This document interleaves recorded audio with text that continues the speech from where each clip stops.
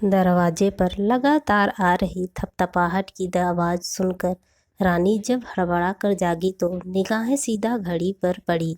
7 बज गए थे। दिया दरवाजे के बाहर से ही रुआंसी होकर चिल्ला रही थी, मम्मी आप अभी तक सो रही हैं? मेरी स्कूल बस आने वाली है। अभी तक न तो मुझे नाश्ता मिला है और ना ही मेरे टिफ़िन का कुछ पता है। बेटी की आवाज़ सुनकर रानी की घबराहट और बढ़ गई। हमेशा तो 6 बजे उठ जाती थी, पर रात को उमेश के दोस्तों के देर तक बैठे रहने के कारण सोने में देर हो गई। वह तत्काल बिस्तर छोड़कर बाथरूम की ओर बढ़ते हुए बोली, सॉरी बेटा, आज मेरी नींद न खुलने से कुछ देर हो गई। मैं 5 मिनट में हाथ मुंह धोकर नीचे आ रही हूँ। रानी दैनिक कार्यों से निवृत्त हो साड़ी बदल कर बाहर निकली तो दरवाजे के बाहर खड़ी दिया का फूला हुआ चेहरा देखकर उसे मनाने के लिए प्यार से उसका गाल थपथपाते हुए बोली, गुड मॉर्निंग दिया, तुम नाराज क्यों हो रही हो? अभी तुम्हारा नाश्ता और टिफ़िन तैयार कर देती हूँ। आज पता नहीं नींद कैसे नहीं खुली, पर रामू तो आ गया होगा। तुम उसको कहकर कम से कम अपना दूध और नाश्ता तो ले लेती। रामू किचन में हो तो उसको नाश्ते के लिए कहूँ ना। वह तो कितनी देर से ताऊ जी के कमरे में ना मालूम क्या कर रहा है। मैंने उसको आवाज़ दी तो बड़ी माँ बोली कि अभी वह उनका काम कर रहा है, कुछ देर बाद आएगा। बड़बड़ाते हुए दिया अपना स्कूल बैग तैयार करने लगी। रानी नीचे पहुंची तो लगा सारे घर में अफरा तफरी मची हुई थी। अम्मा जी का भी मूड खराब लग रहा था। उसको देखते ही पास में अखबार पढ़ते हुए बाबूजी को संबोधित करके बोली, आजकल क्या ज़माना आ गया है। पहले तो रात को 12 बजे तक टीवी देखने या दोस्तों से फुर्सत नहीं मिलती, फिर सुबह समय पर उठा नहीं जाता। क्या हाल कर रखा है घर का। व्यवस्था नाम की कोई चीज़ ही नहीं है। हमारे ज़माने में मजाल नहीं थी कि इतनी देर तक सोते रहें। सुबह 4 बजे उठकर 7 बजे तक चाय नाश्ते का सारा काम निपटा देते थे। अब तो सुबह समय पर चाय भी नसीब नहीं होती। क्या करे, लाचारी है। पाँव में इतना दर्द रहता है कि उठा नहीं जाता, वरना चाय के लिए इतनी देर तक इंतज़ार क्यों करना पड़ता। अखबार पढ़ते पढ़ते ही उसके ससुर जी बोले, सुबह सुबह भाषण देना बंद करो। आज रानी को उठने में कुछ देर हो गई तो इतना बवंडर खड़ा करने की क्या ज़रूरत है। तुम्हारी दूसरी 2 बहुएं भी तो हैं, उनको कहकर चाय बनवा लेती या रामू को आवाज़ दे देती।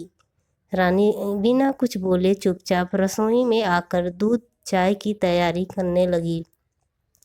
दिया का दूध उसने ठंडा करके भगोने में डाला और अम्मा बाबूजी की चाय तैयार कर उनको हॉल में दे आई। दिया के टिफ़िन के लिए 2 आलू के पराठे बनाकर रख दिए। इस बीच बड़े भैया को भी तैयार होकर नीचे आ गए। आते ही आवाज़ लगाई, रामू मेरा नाश्ता दूध लेकर आओ, मुझे आज ऑफिस जल्दी जाना है। वह सोचने लगी, बड़े भैया भी अजीब हैं। रामू उनके कमरे में ही लगा हुआ था। वे भी अभी भी वहीं से आए थे। उन्हें साफ दिख रहा था कि वह अकेली ही रसोई में काम कर रही थी, पर जानबूझकर अनदेखा कर रहे थे। मन तो हुआ कि करने दे उनको रामू का इंतज़ार। उससे तो उन्होंने नाश्ता मांगा नहीं था। रामू जब उनके कमरे से आएगा तो अपने ही आप नाश्ता बनाएगा। फिर सोचा वह उनकी क्या बराबरी करे। बड़े भैया को नाश्ता पकड़ा। वह फिर से रसोई में आ गई। सोच रही थी कि इस घर में सबसे फालतू तो वही है, बाकी तो सब काम काजी हैं। घर में उसके अलावा 2 बहुएं और भी हैं, पर चूंकि वे वर्किंग वुमन हैं, अतः उनसे किसी प्रकार की सहायता की अपेक्षा करना उचित नहीं समझा जाता। बड़ी भाभी लेक्चरर हैं, उनको तो अपने कॉलेज और ट्यूशन से ही फुर्सत नहीं मिलती। सुबह 8:30 बजे तक तैयार होकर आराम से नीचे उतरती हैं। उनके नीचे आते ही सब सजग हो जाते हैं। अम्मा फिर से आवाज़ लगाती हैं, रानी श्रद्धा आ गई है, उसका नाश्ता भी लगा दो। उसको कॉलेज के लिए देर हो रही है।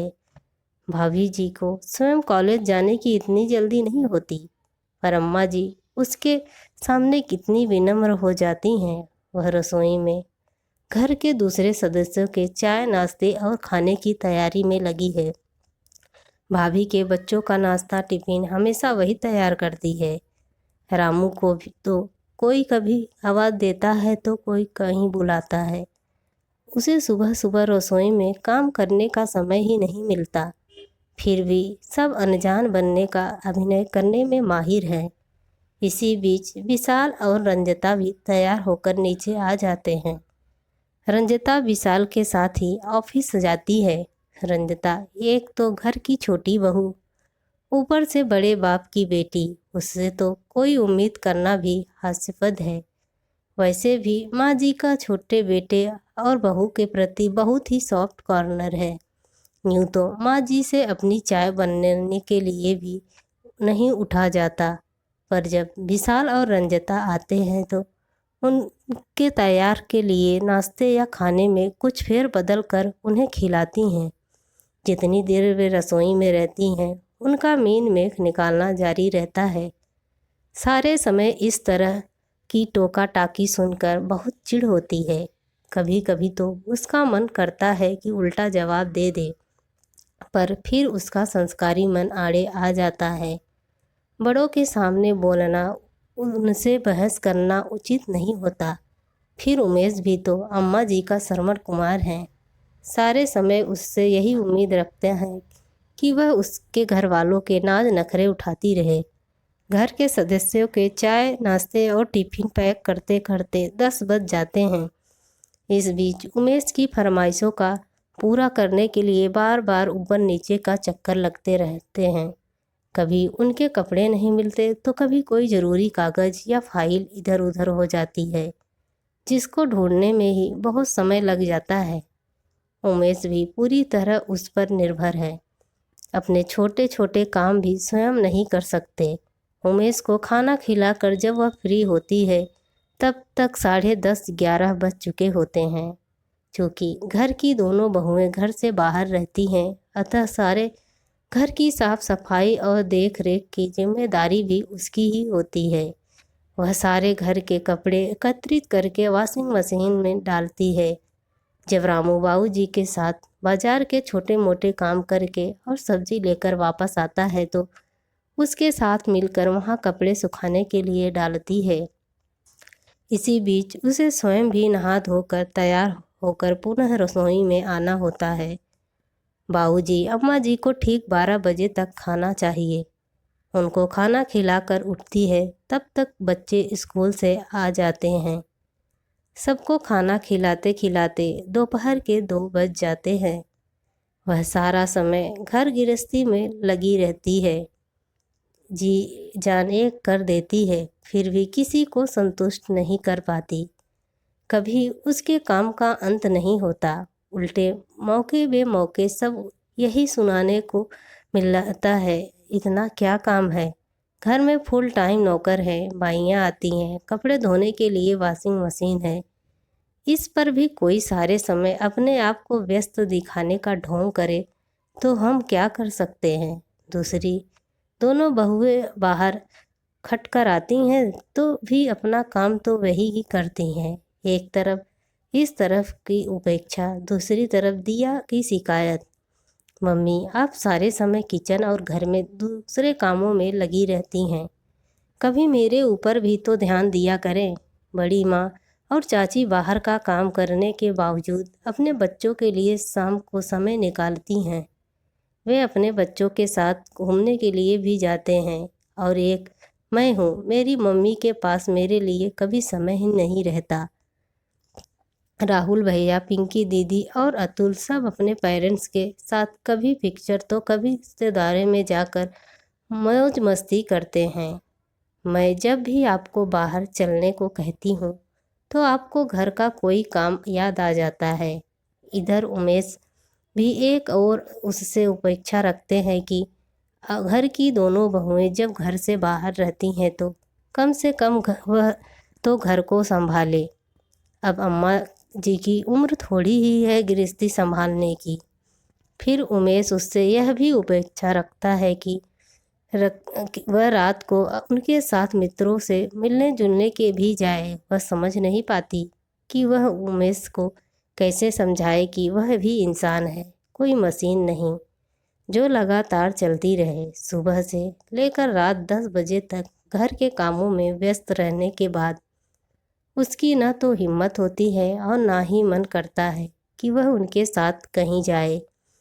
बस उसकी यही अनिच्छा के कारण वे अक्सर उससे नाराज होकर अनबोला कर लेते हैं और हर बार उसे ही हाथ जोड़कर मनाना पड़ता है।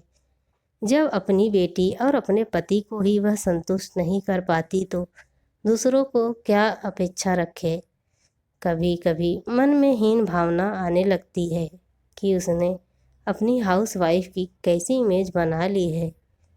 उसे स्वयं विश्वास नहीं होता कि वह शादी से पहले वाली ही रानी है जो अपने कॉलेज में हमेशा टॉप करती थी और उसकी गणना बहुत बुद्धिमान और स्मार्ट लड़कियों में होती थी। वह स्वयं एक करियर माइंडेड लड़की थी, पर उमेश की खुशियों के लिए ही उसने अपनी महत्वाकांक्षाओं को दबा दिया। तभी अचानक फ़ोन की घंटी बजने से उसकी तंद्रा भंग हो गई। फ़ोन उसकी बड़ी ननद वन्ना जीजी का था। जीजी ने जब बताया कि जीजा जी अपने किसी काम से 1 सप्ताह के लिए मुंबई जा रहे हैं, तब जीजी ने भी इस बीच राखी के अवसर पर पीहर आने का प्रोग्राम बना लिया। वे बहन भाइयों में सबसे बड़ी और सबसे संपन्न होने के कारण घर में आज भी अपना विशेष स्थान है। सभी सदस्य उनको बहुत आदर सम्मान देते हैं। उसे स्वयं भी लगता है कि इस घर में एक वन्ना जीजी हैं जो उसको भी बहन सा प्यार और स्नेह देती हैं। वह अम्मा बाबूजी की जीजी के आने का समाचार सुनाने चल दी। दूसरे दिन जीजी के आते ही घर में खासी चहल पहल हो गई थी। घर के सब सदस्य उनको घेर कर बैठ गए थे। उसने जीजी की पसंद का खाना बनाया था, गाजर का हलवा, समोसे, मटर पनीर, दम आलू, दही बड़े, ऐसे आदि चीज।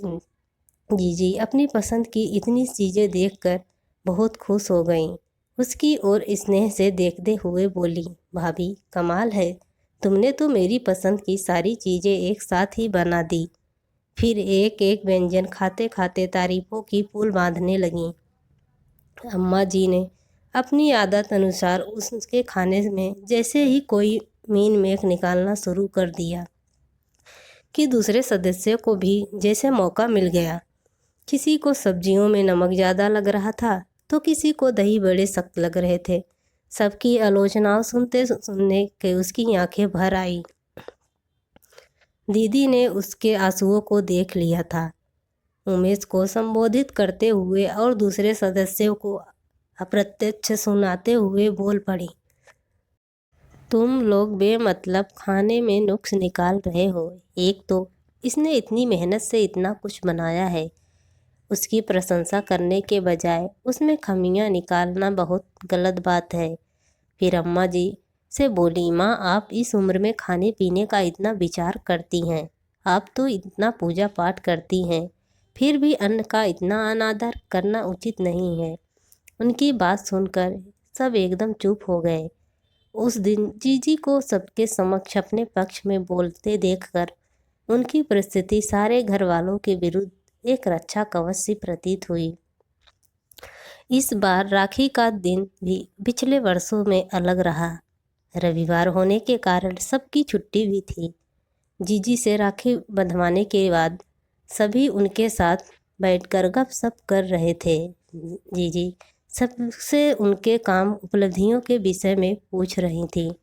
बड़ी भाभी और रंजिता भी बहुत उत्साह और गर्व से क्रमशः अपने कॉलेज और ऑफिस की बातें कर रही थीं। दोनों के पति भी अपनी पत्नियों की तारीफ में प्रशंसा के पुल बांध रहे थे। बड़े भैया कह रहे थे, जीजी श्रद्धा इतनी मेहनत करती है कि उसने अपने कॉलेज का नाम रोशन कर दिया है। पूरे कॉलेज में इसकी सबसे ज़्यादा इज्जत है। इस अपने स्टाफ और छात्राओं में यह बहुत ही लोकप्रिय है। गए कमीशन की सिफारिशों के लागू होने के बाद इसकी तनख्वाह भी अच्छी खासी हो गई है। कॉलेज के साथ साथ घर में भी बच्चों और सारे कामों को करती है। यह इसके बूते की बात है। बड़े भैया की बात सुनकर छोटा भाई विशाल कैसे पीछे रहता। वह भी रंजता की प्रशंसा करते लगा। जी, जब से रंजता ऑफिस में मेरा हाथ बटाने लगी है, मुझे तो बहुत आराम मिल गया है। मैं फैक्ट्री में प्रोडक्शन का काम देखता हूँ और यह ऑफिस के मार्केटिंग देखती है। सब जी, मुझे लगता है किसी प्रोफेशनल करियर माइंडेड लड़की को अपना जीवन साथी बनाने का मेरा निर्णय बहुत ही सही रहा। फिर एक नज़र उसकी ओर देखकर व्यंग्यात्मक स्वर में बोला, उमेश भैया की बातों में आकर मैं भी रानी भाभी जैसी होम वाली और सीधी सादी लड़की से ले आता तो अभी इतनी प्रोग्रेस नहीं कर पाता। विशाल की बात पर जीजी को छोड़कर सभी जोर से हंसने लगे। सबके सामने उसका इतना अपमान होने पर भी उमेश चुप थे। उनमें तो इतनी भी हिम्मत नहीं थी कि वे सबके सामने यह स्वीकार कर पाते कि उनकी इच्छा के कारण ही उनके घर संभालने का दायित्व स्वीकार किया था। उसे विकास की बात से इतनी ठेस नहीं पहुंची थी जितनी कि स्वच्छ के प्रति उमेश की उदासीनता खली थी। अम्मा जी भी क्यों चुप रहती, वे भी बोल पड़ी, भाई आज तो जमाना ही ऐसा आ गया है कि पति पत्नी दोनों काम करें तभी गृहस्थी की गाड़ी सुचारू रूप से चलती है। फिर आजकल लड़कियां भी पढ़ लिख कर हम मामले में लड़कों के समान कंधे से कंधा मिलाकर घर और बाहर की जिम्मेदारियां निभाने में सक्षम हो गई हैं। तभी वे घर भी क्यों बैठे। मैंने तो इसलिए श्रद्धा और रंजता को बाहर काम करने की छूट दे दी है। यदि रानी भी चाहती तो इन दोनों की तरह नौकरी या व्यवसाय कर सकती थी, पर इसकी स्वयं की ही बाहर निकलने की इच्छा नहीं है तो मैं क्या कर सकती हूँ। घर के कामों के लिए तो नौकर चाकर हैं। सबकी बातें सुनकर एक बार तो उसका मन किया कि आज सबके सामने यह अच्छी तरह से जतला दे कि यदि वह घर के कामों को अनदेखा कर कहीं चली जाए तो सबको पता चल जाएगा कि गृहस्थी चलाना कोई आसान काम नहीं है। अम्मा जी तो शायद भूल गई होंगी, पर वह आज भी नहीं भूली है वे दिन जब शादी के 2-4 दिनों बाद ही अम्मा जी ने उसके समक्ष अपना दुखड़ा सुनाते हुए कहा था, बेटी श्रद्धा तो कॉलेज में पढ़ाती है, अतः उसे घर के कामों में हाथ लगाने की फुर्सत नहीं है। मेरी अब उम्र नहीं है कि दौड़ दौड़ कर सबकी फरमाइशें पूरी करूं। कहने को नौकर भी हैं, पर नौकरों के भरोसे घर कैसे चलता है। तुम स्वयं ही देख रही हो। अब तुम आ गई हो तो सारे दायित्व मैं तुम्हें सौंप कर निश्चित होना चाहती हूँ, ताकि बुढ़ापे में तो कम से कम पूजा पाठ में अपना समय बिता सकूं। बड़ी बहू को तो मैं कुछ नहीं कह सकती, वह सदा अपनी मर्जी की मालकिन रही है। अतः तुमसे कह रही हूँ कि इस परिवार की जिम्मेदारियाँ संभाल लो तो मेरा बुढ़ापा चैन से कट जाए। अम्मा जी की इच्छा और उमेश की मर्जी के कारण ही उसने घर संभालने का दायित्व लिया था, पर आज ही वही अम्मा जी और अपनी कही हुई बातें भूलकर दूसरे शब्दों में बोलने लगी थी।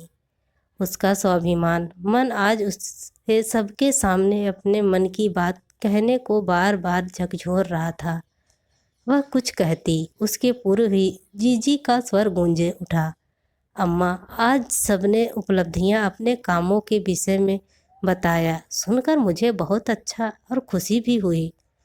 खुशी है कि बड़ी भाभी तथा छोटी भाभी दोनों अपने क्षेत्र में आगे बढ़ रही हैं। हम सभी उनकी सफलताओं को संघर्ष स्वीकार कर रहे हैं, साथ ही उनकी उपलब्धियां पर हमें गर्व है। पर आप सब ने कभी यह सोचने का कष्ट किया है कि आज यह घर सुचारू रूप से जिस तरह चल रहा है उसके पीछे किसका सार्थक श्रम और निस्वार्थ समर्पण लगा है। मैं पिछले 5 दिनों से घर के प्रत्येक सदस्य की गतिविधियों का अवलोकन कर रही हूँ। सब अपने अपने कामों में और व्यक्तिगत हितों को ही प्राथमिकता देते हैं, पर इस घर में एक इंसान ऐसा भी है जो चुपचाप मौन भाव से सारा दिन सबकी ज़रूरतों को पूरा करने में ही लगा रहता है। क्या आप में से एक व्यक्ति ने भी उसकी भूमिका को बराबर का सम्मान देने का प्रयास किया है? सबकी नज़रें जीजी की ओर उठ गई थी। जीजी ने भी अपनी बात जारी रखी। हाँ, मैं रानी की ही बात कर रही हूँ। मैं हैरान हूँ कि इसमें इतनी सहन शक्ति कहाँ से आती है कि वह चुपचाप सबकी आलोचनाओं को सुनते हुए भी अपना कर्तव्य निभाने से पीछे नहीं हटती। एक ओर आप सबका रूखा और उपेक्षित व्यवहार, दूसरी ओर अपनी बेटी और पति को पर्याप्त समय न दे पाने के कारण उनकी चिड़चिड़ाहट और असंतोष दोनों के बीच में फंसकर इसकी क्या मन स्थिति होती होगी, यही जानती होगी। इतना बड़ा घर परिवार केवल नौकरों चाकरों के भरोसे नहीं चलता। किसी न किसी सदस्य को अपने व्यक्तिगत हितों का बलिदान करना ही होता है। गृहस्थी में केवल खाना बनाने या साफ सफाई के ही काम नहीं होते, छोटे छोटे सैकड़ों काम एक गृहिणी को देखने होते हैं। राशन पानी की व्यवस्था, मेहमानों की आवाभगत, बीमारी में मरीज की देखभाल जैसे दायित्व कोई भी महिला तभी निभा पाएगी जब वह सुबह से शाम तक घर पर होगी। मैं नहीं कहती कि श्रद्धा या रंजिता भाभी घर से बाहर मौज मस्ती करने जाती हैं। इनके काम की भी उतनी ही महत्व है और उनके कार्यों का मूल्यांकन तो हम सब हमेशा करते आए हैं। बस मैं यह कहना चाहती हूँ कि जो महिला घर परिवार संभालती है उसकी सेवाओं और उपलब्धियों का भी आकलन करें, उसको भी उतना ही सम्मान तथा आदर दें। तब उसमें यह हीन भावना नहीं आएगी कि उसकी गृहिणी की भूमिका दूसरों की तुलना में किसी भी दृष्टि से कम महत्वपूर्ण नहीं है। घर की सार संभाल अपने आप में ही एक फुल टाइम जॉब है। जीजी की बात सुनकर सबकी नज़रें झुक गई थी, पर किसी में इतना साहस भी नहीं था कि उनकी बात का प्रतिवाद करना था। बड़ी भाभी और रंजिता का तो मूड ऑफ हो गया था। बड़े भैया और विशाल के चेहरे पर भी रोज मिले जुले भाव में थे। हाँ, अम्मा जी को अपनी भूल का पश्चाताप होने का एहसास ज़रूर था। सबसे खुश तो वह स्वयं थी। आज शादी के 15 वर्षों बाद उसके काम का मूल्यांकन जो हुआ था, जीजी के प्रति उसके मन में श्रद्धा और आदर के भाव द्विगुण हो गए थे, क्योंकि उन्होंने उसकी गृहिणी की भूमिका को घर भर में वह मान्यता और गरिमा दिलाई जिसकी कामना उसने की थी। अब उसे यह स्वीकार करते हुए कभी भी शर्मिंदगी का एहसास नहीं होगा कि वह केवल एक गृहिणी है। आज वह स्वयं को बहुत हल्का और सहज अनुभव कर रही थी। दोस्तों, आप सबको यह स्टोरी कैसी लगी प्लीज़ कमेंट करके ज़रूर बताएं और मेरे चैनल को लाइक एंड सब्सक्राइब शेयर ज़रूर करें।